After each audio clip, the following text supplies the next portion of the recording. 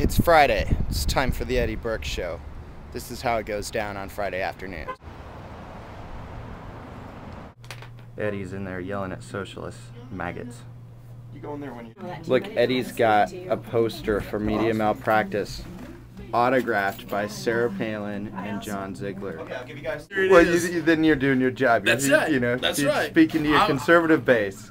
I'm a conservative talk show not the host here. Socialist maggots in the control room.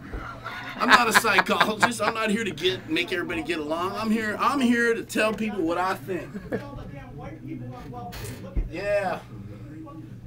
But see, white people can vote for conservatives, and it's okay.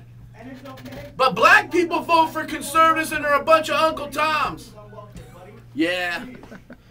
Go back to Trinidad. Oh. Oh. Yeah. I'm going to go back to Italy. And are not really educated. I think that there is a total difference. Yes, the African American lady that called in was definitely educated. Yeah, there you go. Me, see, I'm educated. Mayor Sullivan. Mayor Sullivan is educated. How you doing, Mayor? Hey, it's good. I'm here. Brendan Joel Kelly, you know. I stalked him at the coffee shop yesterday, too.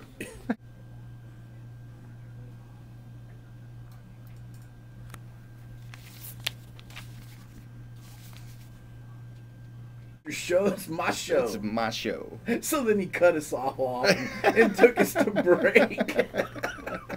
Can I tell a story? Go ahead. All right, and we talked about this Sunday when Yeah. you did the special. You in Fairbanks. I was in Brendan Fairbanks. Joel Kelly, associate editor, Anchorage Press. Tell your story. I went up to Fairbanks to cover the transfer power picnic, the abdication ceremony, whatever you want to call it. Abdication, I like it. But in order to be undercover as a Palinista, I wore my Eddie Burke shirt. Yes. And as soon as Smart I walked, thinking. it was smart thinking, because as soon as I walk into Pioneer Park, Yeah. somebody says, "Hey, Eddie Burke, I love that guy." And I turn around, and it's Sarah Palin's father, Chuck Heath Sr., who was on the air with us just a few days before that. And he's with Chuck Jr. Right. So I'd pull my tape recorder out. That was my first big get of the thing. Yeah. And it wouldn't have happened if I hadn't had my Eddie Burke shirt on. But now let's talk about the others. Let's talk about the other story where it didn't really go so well. Oh, yes. Earlier in the day, I went to a pre-picnic event at Pike's Landing, which is owned by Representative Jay Ramirez. Representative Jay Ramirez. Who is not a fan of Eddie Burke, but I had my Eddie Burke shirt on, and Jay just shook his head and asked me, why the hell would I wear that to his plate?